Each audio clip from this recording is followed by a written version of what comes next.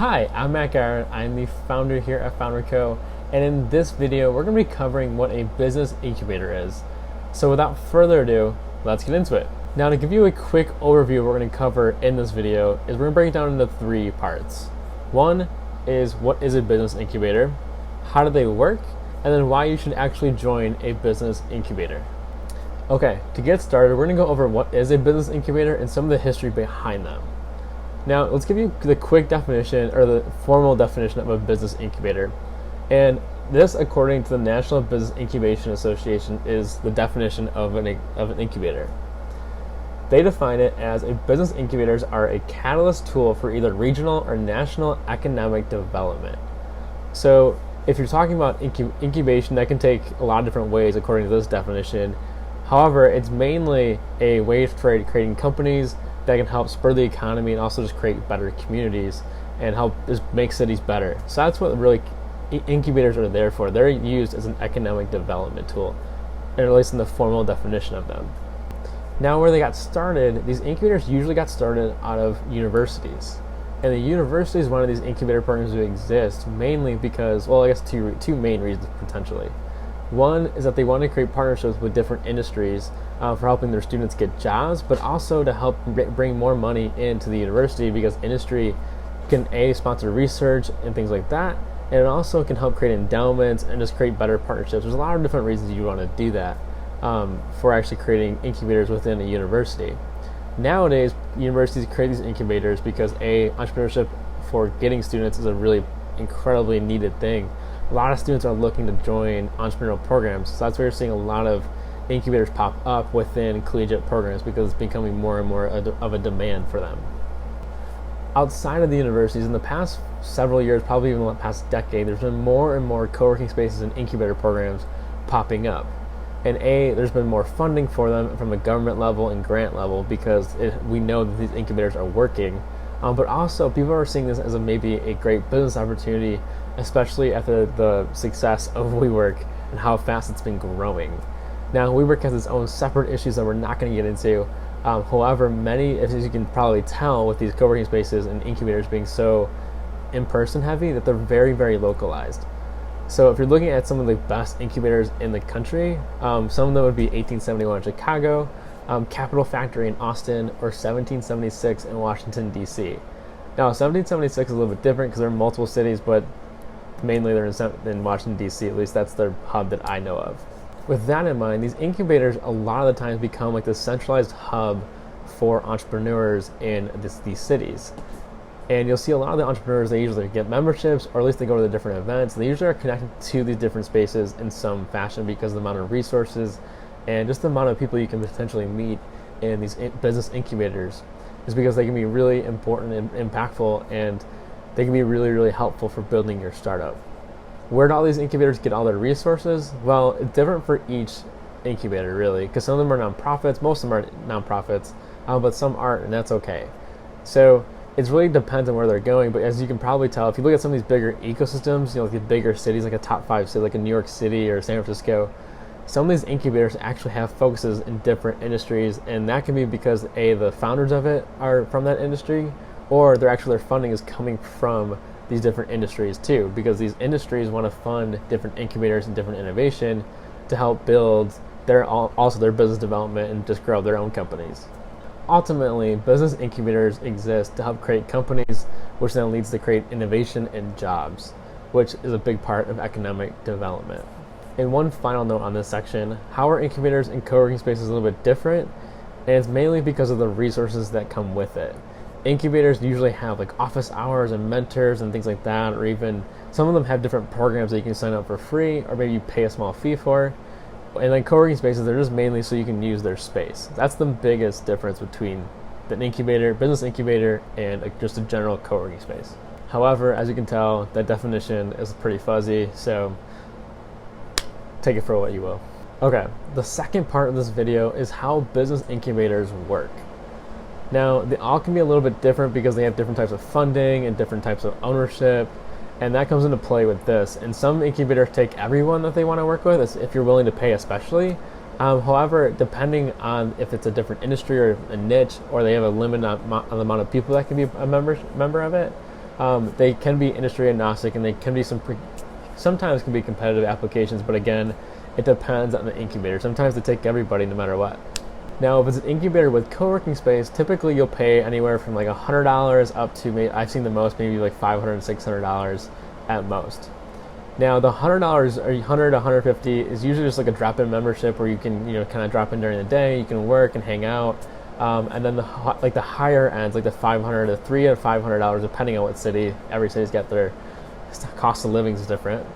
And because of that, you can get with the $500 to $300 to $500 again, you can actually get like a dedicated desk that's yours, and you keep your stuff there, and you have maybe a little storage space to keep stuff there. Along with the desk, the incubators typically will have different perks that come with them, and sometimes the perks vary, especially if you at the different levels of membership. So again, it depends on the incubator. However, just check into it, because sometimes the perks can be really sweet. Sometimes they can be discounts or give you credits to different things, which is awesome. And they also can give you more time, maybe with one-on-one coaching or with different mentors and things like that. You just gotta check again on the incubator. Now, if you've been hanging out in these entrepreneurial spaces for the past few years, you might have been hearing stories about how these co-working spaces aren't that profitable actually, or that it's hard to make a profit. And it's been true for others and it's tough for some. And again, it's like a typical business, like it depends where you're at, the timing, all sorts of things. However, you're seeing a lot of these co-working spaces, especially in smaller cities, not be profitable, and especially if they're starting out. And now cities like Chicago, Austin, DC, there's so much volume that you can actually create a profit pretty easily, I think. And where if you're in cities like Grand Rapids, it's a little bit tougher because there's only such it's a tiny market comparatively to these other cities. So you're seeing in these smaller cities that help create business innovation and more economic development, but the local governments actually help fund some of these incubators, and that's why these incubators can be nonprofits, because they get their funding from different things. And the memberships, yes, there's a membership fee to them, but they're not really covering all the costs that come with these incubators. These incubators, again, are here to create business development or economic development and help you build your startup. Okay, the third and last part of this video is why you should join a business incubator. One, as you probably already know, is that you can't build a company by yourself. You can't do it alone. And a business incubator almost guarantees that you have a community of founders, or at least a community of some sort, to be around you, and it's helping you to support you in building your business. Now, it might be different mentors, it might be different founders that are really helpful, or just different friends, or different more policymakers. It could be a whole slew of things that are in these co-working spaces or incubators, depending on your definition. And so it can be a really valuable tool if you're looking for a community, or you're brand new to a city, or brand new to entrepreneurship in general. Now, if they're a nonprofit, typically these incubators, which a lot of them are nonprofits, will have different programs associated with their incubation. Now, here locally in Grand Rapids, they have programs like 5x5 Night, 100 Ideas, and then Surge and Holland has different things going on with their Boost Camp. And then another thing, and you'll see in these bigger cities like 1871 Chicago actually has like 3 or 5, maybe even 5 accelerator programs within the same building. So they have different programs they can be a part of, and they can make introductions, and which is awesome. They become like this hub for introductions and networking, and get you connected to the right resources. That can be another perk of why you should join a business incubator. Now, this doesn't apply right now with COVID-19 happening. However, when this is all over, and hopefully soon, you can actually, then with these business incubators, you'll have a place to actually work, and you can actually escape the house, even if you're a solo founder. Now, it might seem like a lot for like $150 or maybe even $300 to have a space like that. However, if it's a really great incubator and you're getting a lot out of it, it might be one of the best investments you make as a founder, because you're getting resources and you're getting a lot out of it. The ROI on that $100 or $300 or maybe even $500 might be worth it, because you're just getting connected, and you have a mental health because you have community. There's a lot of different reasons why that could be a really good investment for your company. For me personally, why I love business incubators is like when I walk into 1871 Chicago, I am re-energized every single time. Now, don't get me wrong, working from home isn't bad. I actually kind of enjoy it.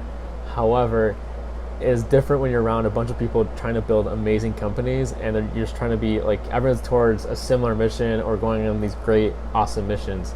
So it can be really re-energizing, and that's what it is for me. Every time I walk into 1871, it's like goosebumps, and I just feel re-energized. I got the ideas flowing, our creativity's flowing. It's really awesome for that. The last point I want to make and why you should join a business incubator is a topic that I love to talk about, and that is creating intentional serendipity. Now you're like, what is that?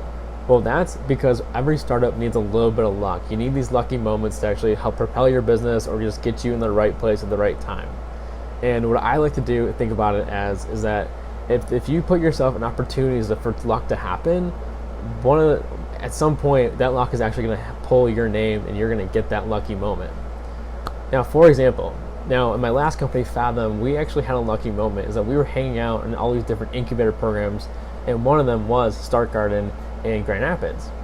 And we were college students at the time, and we ended up getting an email from Start Garden saying, hey, would you want to go pitch at the Mackinac Policy Conference I think it was in June, and it was May at the time, and they're like, it's a free trip to Mackinac Island, you get to hang out with all these people, and you'll be part of a pitch competition. They're doing West Michigan versus East Michigan. And so we're like, yeah, free trip to Mackinac Island, that'd be awesome, let's pitch. And then we found out who we're pitching in front of, and it was 3 CEOs and Daymond John from Shark Tank. So we ended up getting we got the pitch in front of some of the best people here in Michigan, just because we were hanging out in these business incubators, and we weren't even paying anything. We were just being part of their programs. We were going to different events. We were just hanging out in these hubs of entrepreneurship, and we had our lucky moment just because we were hanging out. So, and then actually one of the judges ended up becoming an investor for us, for Fathom. So you just never know, but these lucky breaks can be huge. Obviously for us, for Fathom, it was. That's what really propelled our company significantly. So you want to, again, create intentional serendipity, and a lot of it's just hanging out in these spaces and just hanging out and being part of these incubator programs, because a lot of them are free, especially if they're a nonprofit. You can actually just hang out with them. That doesn't mean now it's free if you're hanging out, but it's not free if you're actually working in the space. Let's clarify that really quickly. So with that, to end this section, these business incubators can be really, really helpful, and I really encourage you, if you're looking for a business incubator or thinking about joining one, I really encourage you to do it, and just start out at the really earliest or like the cheapest amount, just to get started and get your feet wet.